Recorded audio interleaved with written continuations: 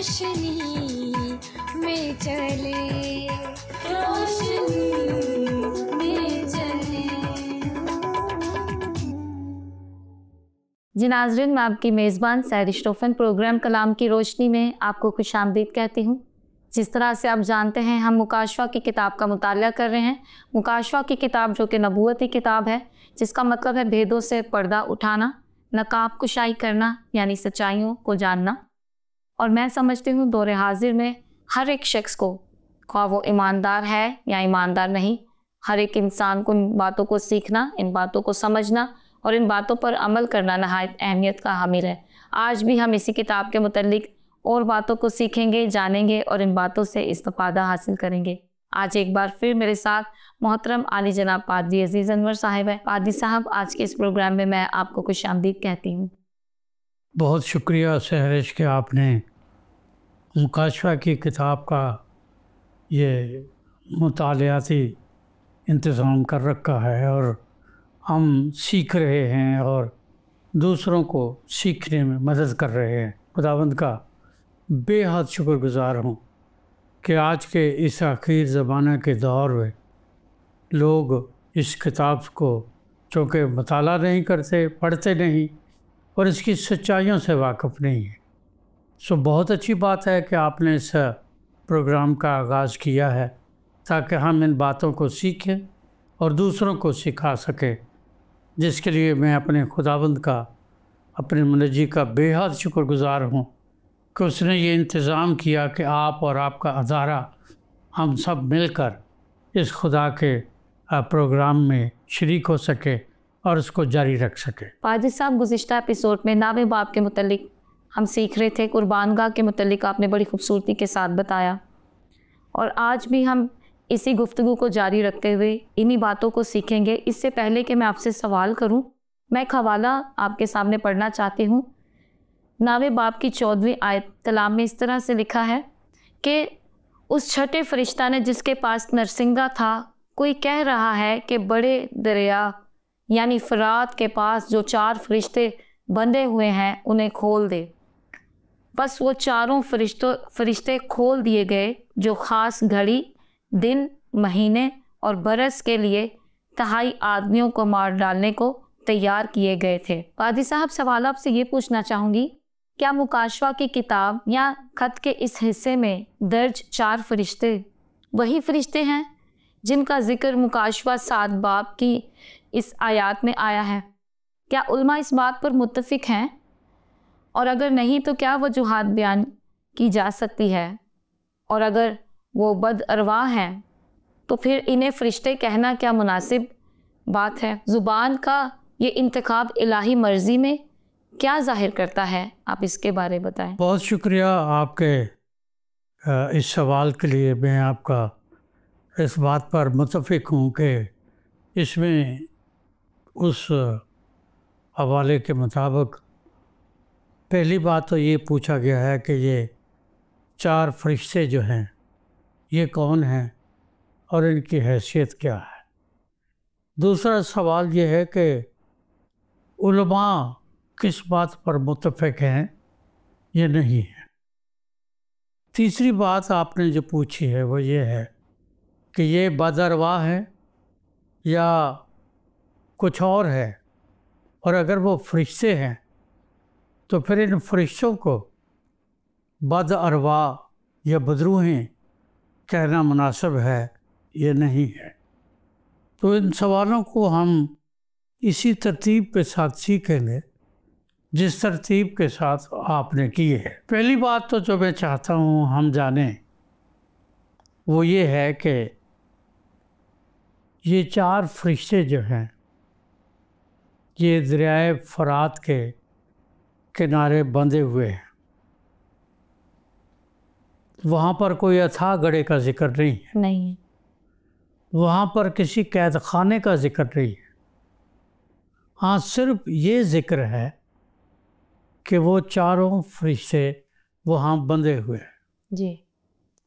دوسری بات جو یہ ہے کہ ان کا 7ویں باب کے جن 4 فرشتوں کا ذکر ہے ان کے ساتھ ان کا کوئی ذکر یا مماثلت نہیں، نہیں، کیونکہ جو 7ویں باب میں فرشتے ہیں ان کے کام کے بارے ہم بڑی تفصیل کے ساتھ 7ویں باب میں بھی جو درج ہے وہ سیکھ چکے ہیں، اور ہم نے سیکھا بھی تھا کہ ان کی ذمہ داریاں یا ان کے کام کے ہدف یا اہداف جو ہے وہ ٹوٹلی مکمل طور پر مختلف ہے۔ مختلف، لیکن جو ان 4 فرشتوں کے بارے ہم پڑھتے ہیں، جو کام ان کو دیا گیا ہے وہ کام ان 4 فرشتوں کے کام کے مقابلے میں بالکل فرق ہے۔ پھر تیسری بات جو ہم سیکھتے ہیں وہ یہ ہے کہ ان کو جو حکم دیا گیا ہے وہ حکم فرق ہے، اور ان کو جو حکم دیا گیا ہے وہ حکم فرق ہے۔ اس لیے ان ساری باتوں سے ہم 9ویں باب کے فرشتوں، ان 4 فرشتوں اور 7ویں باب کے ان 4 فرشتوں کے درمیان ہمیں کوئی مماثلت یا کوئی سملیرٹی نہیں ملتی۔ یہ کام میں، اپنے شکل و شباہت میں، اپنے مقام میں، اپنی ذمہ داریوں میں مکمل طور پر ایک دوسرے سے الگ اور ایک دوسرے سے جدا ہے۔ یہ تو پہلی بات ہے کہ ہمیں یاد رکھنا چاہیے کہ وہ 4 فرشتے جن کا ذکر 7ویں باب میں ہے ان کی ذمہ داریوں میں، اور جو 9ویں باب میں 4 فرشتے دریائے فرات کے کنارے بندھے ہوئے ہیں ان کی ذمہ داریوں میں مکمل طور پر فرق ہے۔ دوسرا سوال جو اس کے اندر پایا جاتا ہے کہ کیا علماء اس بات پر متفق ہیں یا نہیں ہیں، تو میں نے پہلے بھی آپ سے ایک دفعہ کہا تھا کہ دنیا کے سائنٹسٹ، دنیا کے صاحب علم، دنیا کے فلسفہ دان، جی، دنیا کے مذاہب کے رہنما جو کچھ کہتے ہیں وہ ان کے اپنے مطالعہ اور اپنی علمی تحقیق اور ثواب دید کا نتیجہ ہے۔ لیکن جب ہم 9ویں باب میں پڑھتے ہیں یا ہمارے پاس خداوند کے فضل سے پاک کلام ہماری زبان میں موجود ہے، جب ہم اس پاک کلام کا مطالعہ کرتے ہیں تو پھر ہمارے ایمان کی بنیاد خدا کا کلام ہے۔ لوگوں کی یا علماء کی یا فلاسفرز کی یا سائنٹسٹس کی یا بڑے لوگوں کی کہی ہوئی باتیں نہیں ہیں، جی، کیونکہ پاک کلام میں لکھا ہے کہ ایمان سننے سے پیدا ہوتا ہے، اور سننا خدا کے مسیح کے کلام سے۔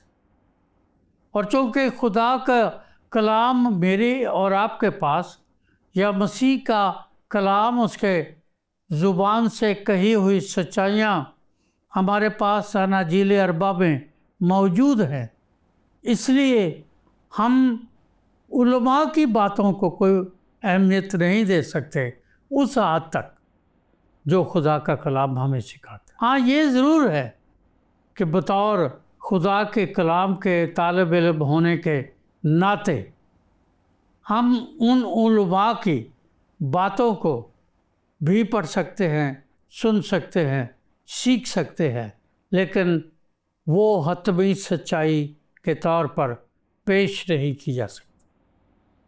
حتمی سچائی خدا کا کلام ہے، صحیح، اور خدا کا کلام یہ بتاتا ہے کہ وہ 4 فرشتے وہ بدروا نہیں ہیں۔ ٹھیک، وہ بدروا ہو سکتی ہے کیونکہ شیطان کے چیلے ہیں، جی، وہ شیطان کے ساتھی ہیں، تو انہیں ہم اس لفظ کے ساتھ پکار تو سکتے ہیں، لیکن ان کی حیثیت فرق ہے۔ حیثیت ان کی یہ ہے کہ وہ فرشتے ہیں، اور 7ویں باب کے جو فرشتے ہیں ان کے درمیان اور ان کے درمیان بہت بڑا فرق ہے۔ صحیح۔ 7ویں باب میں جو فرشتے ہیں وہ زمین کے چاروں کونوں کو پکڑے ہوئے، اور ان کے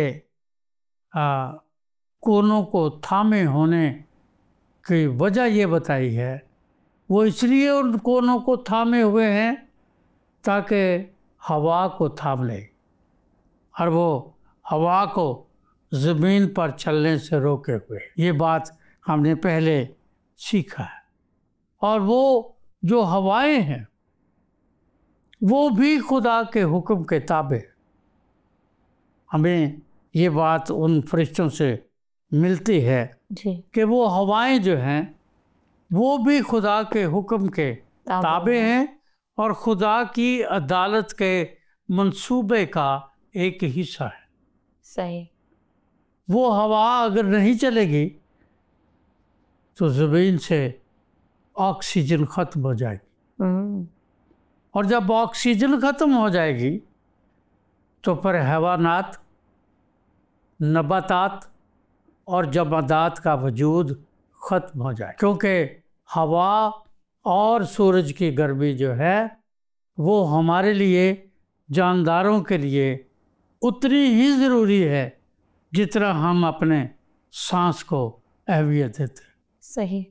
اور اگر ہوا نہیں ہے، آکسیجن نہیں ہے، جی، تو پھر یہ بدن بھی کام نہیں رہ سکتا، نہیں رہ سکتا۔ پھر یہ بدن جو ہے یہ بھی ختم ہو جاتا ہے، کیونکہ اس میں آکسیجن ہی ہے جو ہمارے رگوں میں چلنے والے خون کو دوڑنے کے لیے یا خون کو چلنے کے لیے قوت دیتی، کیونکہ خون جو ہے وہ بھی 3 چیزوں پر مشتمل ہے، جن میں سے ایک چیز جو انتہائی اہم ہے وہ آکسیجن ہے۔ صحیح۔ اور اگر خون کے خلیات میں آکسیجن نہ ہو تو پھر ہمارا جو جسم ہے، اس کا جو گوشت ہے، اس کے جو جوڑ ہے، اس کی جو نسیں ہیں، وہ زخموں میں اور پیپ میں یا ریشے میں تبدیل ہو جاتے ہیں، اور اسی کو گینگرین کہتے ہیں، جی، جس کو عرف عام میں کہا جاتا ہے کہ گوشت کا، جسم کا یہ حصہ گل سڑ گیا ہے، ڈیڈ ہو گیا۔ اور اس کا ایک ہی حل ڈاکٹرز کے پاس ہے ابھی جی، کہ اس کو ایمپوٹیشن یا اس کو کاٹ دیا۔ کاٹ دیا جاتا ہے۔ تو وہ فرشتے جو تھے، جو 7ویں باب میں تھے، وہ خدا کے حکم سے زمین کے چاروں کونوں پر کھڑے تھے تاکہ ہواؤں کو روک دے، اور یہ 1/3 لوگوں کے مر جانے کا سبب، ان کی ہواؤں کو جب انہوں نے روکا تو اس کی وجہ سے 1/3 گھاس یا ہریالی یا انسان مر گئے۔ مر گئے۔ یہاں پر بھی وہی عدالت ہے جو 7ویں باب میں ہے، لیکن یہ چھٹے نرسنگے کے پھونکے جانے سے جو 4 فرشتے دریائے فرات کے کنارے کھڑے ہیں، میں چاہوں گا کہ ہم ان کے بارے ضرور جانیں۔ جی،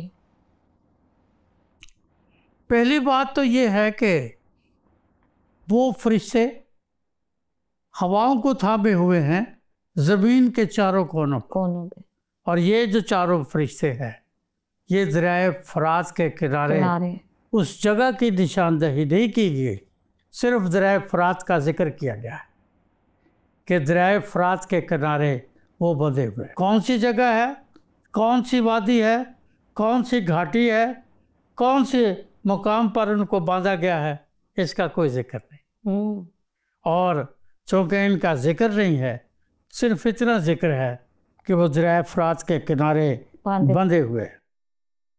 دوسری بات جو میں چاہتا ہوں ہم جانیں وہ یہ ہے کہ بائبل مقدس کا مطالعہ آپ کر کے دیکھ لیں شروع سے آخر تک، آپ کو کہیں نہیں ملے گا کہ فرشتے کہیں بندھے ہوئے۔ جی، گزشتہ قسط میں ہم نے سیکھا تھا کہ فرشتے اتھاہ گڑھے میں قید ہیں، اور اس اتھاہ گڑھے کے دروازہ ہے، اس کا ایک تالا ہے، اس کی ایک چابی ہے، وہ چابی دی گئی ہے اور وہ اس اتھاہ گڑھے کی تالے کو کھولتا ہے تو پھر وہ فرشتے باہر آتے ہیں، لیکن کہیں نہیں لکھا کہ وہ فرشتے اتھاہ گڑھے کے اندر بندھے ہوئے ہیں۔ صحیح۔ یہ نہیں لکھا، یہ لکھا ہے کہ وہ وہاں پر قید ہے۔ پر یہ جو 4 فرشتے ہیں ان کے بارے لکھا ہے کہ وہ وہاں پر بندھے ہوئے ہیں۔ میں نے گزشتہ قسط میں یہ بتایا تھا کہ یہودا کی 6 آیت میں اور دوسرے پطرس کے دوسرے باب کی 4 آیت کے مطابق فرشتے اس اتھاہ گڑھے میں قید ہیں اور وہاں پر وہ بند ہیں، بندھے ہوئے نہیں ہیں، وہاں پر وہ مقید ہیں، بند ہیں۔ اس سے پھر وہی بات دوبارہ کروں گا کہ ان 4 فرشتوں کے 7ویں باب کے فرشتوں میں ایک نمایاں فرق ہے۔ یہ جو 4 فرشتے ہیں ان کو باندھا گیا ہے۔ اس سے ظاہر ہوتا ہے کہ یہ دیگر فرشتوں کے مقابلے میں جو اتھاہ گڑھے میں سے بھی نکلتے ہیں، ٹڈیوں کی شکل اختیار کرتے ہیں، ان کے مقابلے میں یہ 4 فرشتے زیادہ ظالم، زیادہ پریڈیٹرز صحیح اور زیادہ شریر ہیں، صحیح کیونکہ ان کا بندھا ہونا اس بات کی نشاندہی ہے کہ وہ اپنی صورت اور سیرت کے اعتبار سے، اپنی فطرت اور نیچر کے اعتبار سے دوسرے فرشتوں سے ظلم اور درندگی کے اعتبار سے فرق حیثیت رکھتے، فرق طبیعت رکھتے۔ ٹھیک۔ اس لیے ان کو باندھ کر رکھا گیا ہے تاکہ وقت پر خدا انہیں کھولے۔ دوسری بات کہ وقت پر خدا انہیں کھولے گا، اور جب خدا انہیں کھولے گا، ان کے بندھنوں کو کھولے گا، تو پھر وہ اپنی مرضی سے نہیں، خدا کی مرضی سے، خدا کے منصوبے کے لیے کام کریں گے۔ صحیح۔ چونکہ وہ خدا کے منصوبے کے لیے کام کریں گے، اس لیے جب 6 نرسنگا پھونکا گیا تو ان فرشتوں کو کہا گیا کہ انہیں جو دریائے فرات کے کنارے بندھے ہوئے ہیں انہیں کھول دیا جائے۔ جی۔ یاد رہے کہ دریائے فرات جو ہے اس کا مکاشفہ کی کتاب میں 2 دفعہ ذکر آیا ہے۔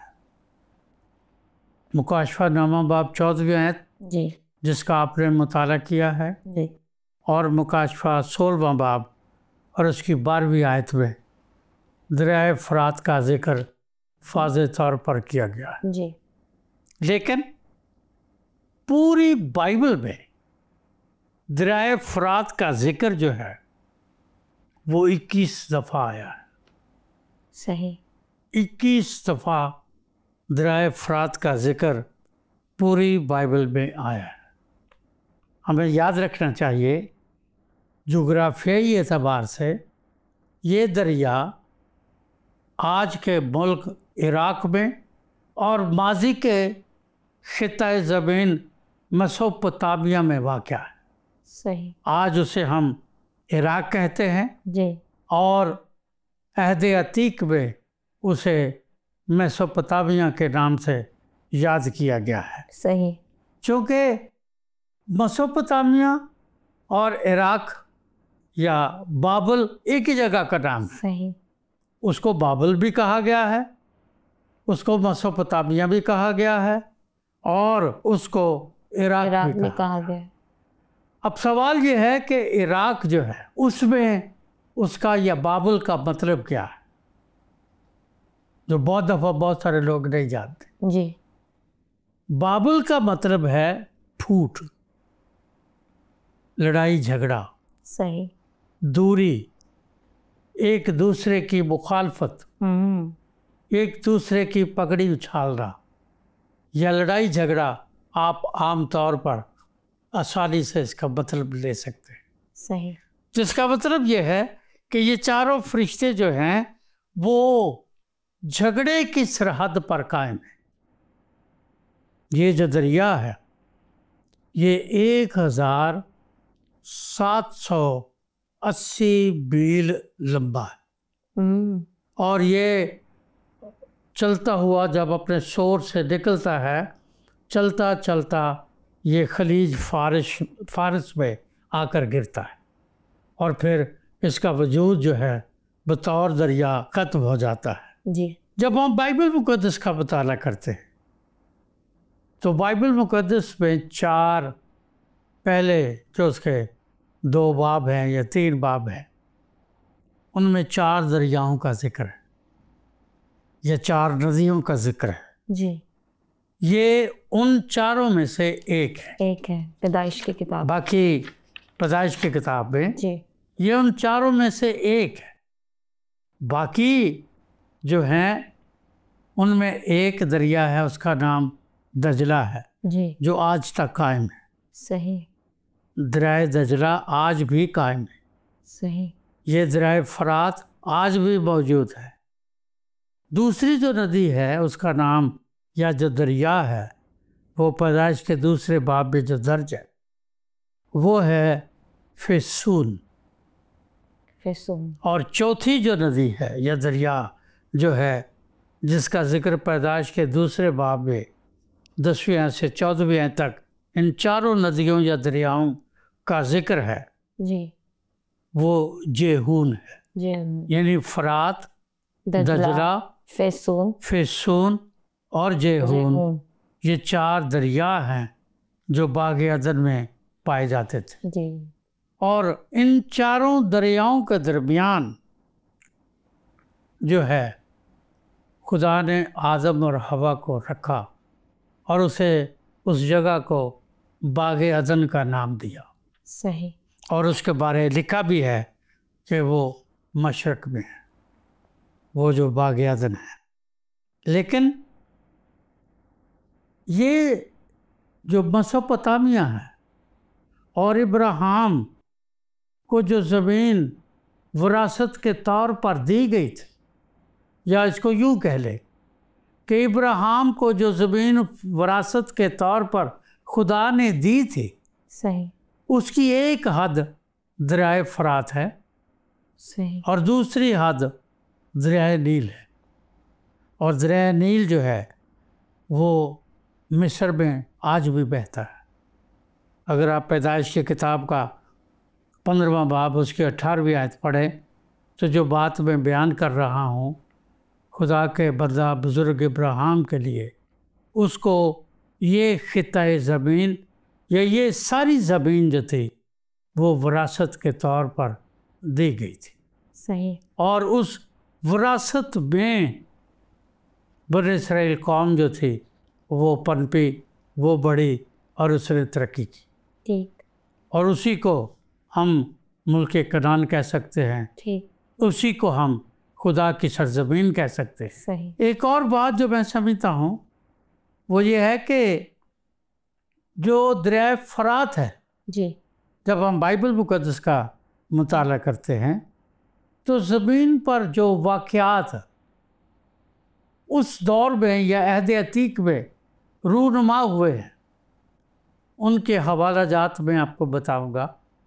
وہ حوالہ جات جب آپ پڑھتے ہیں تو پھر اس دریائے فرات کے بارے آپ کو بہت زیادہ معلومات جو ہیں وہ حاصل ہوتی۔ ٹھیک، جب ہم فرات کی سرزمین کو پڑھتے ہیں تو پیدائش پہلا باب 26ویں آیت میں اس کا ذکر ہے، صحیح، پھر پہلے باب کی 28ویں آیت میں اس کا ذکر ہے، پھر دوسرے باب کی 8ویں آیت میں اس کا ذکر ہے، اور دوسرے باب کی 8ویں آیت میں جو میں نے آپ کو پہلے بتایا ہے کہ پہلے انسان کو اسی کے کنارے رکھا گیا، دریائے فرات کے، دریائے فرات کے کنارے، جو مشرق میں لگایا گیا باغ جسے باغ عدن کہا جاتا ہے، صحیح، اسے رکھا گیا۔ رکھا گیا۔ اور باغ عدن جو ہے اس کا مطلب کیا ہے؟ خدا کی حضوری، عدن کو بہشت کا نام دیا گیا، وہ خدا کا فردوس ہے، اور وہاں پر آدم اور حوا کو کی ابتدا جو ہے، تخلیق کے بعد جو ابتدا ہے، ان کی جو زندگی کا آغاز ہے وہ خداوند کے بہشت میں ہوتا ہے۔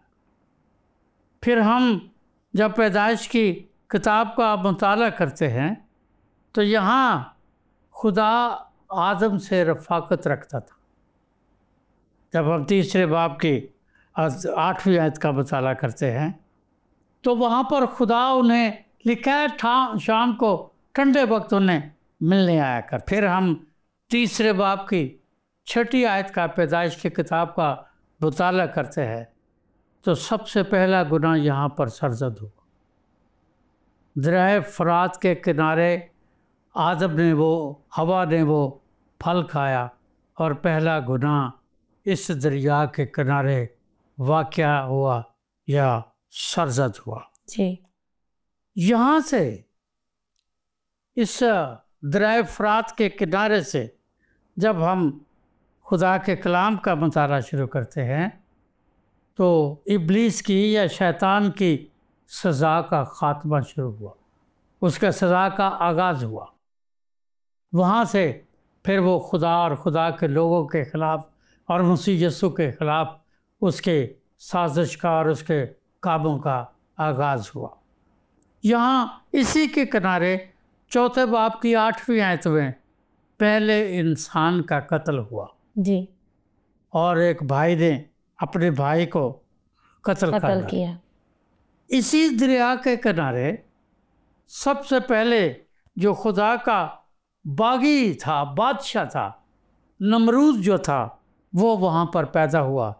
یہ 4 باب کی 8ویں آیت میں درج ہے۔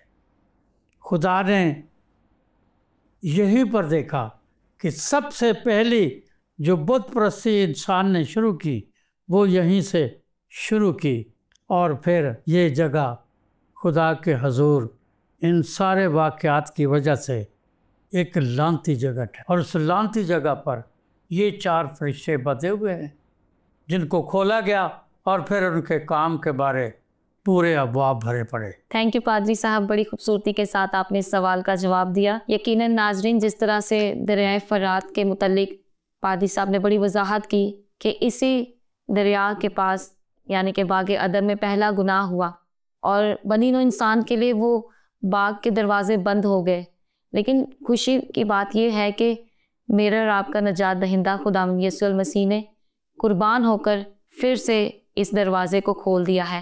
اب جب ہم مسیح یسوع پر ایمان لے کر آتے ہیں اور مسیح یسوع میں ہو کر مرتے ہیں تو یقیناً ہم ہمیشہ کی زندگی اس فردوس، اس باغ عدن میں داخل ہوتے ہیں۔ باتیں تو اور بھی بہت سی ہیں لیکن وقت ہمیں اجازت نہیں دے رہا، لہٰذا آج کے اس ایپیسوڈ میں مجھے اور پادری صاحب کو اجازت دیں۔ خدا حافظ۔ آؤ ہم خداوند کی روشنی میں چلے۔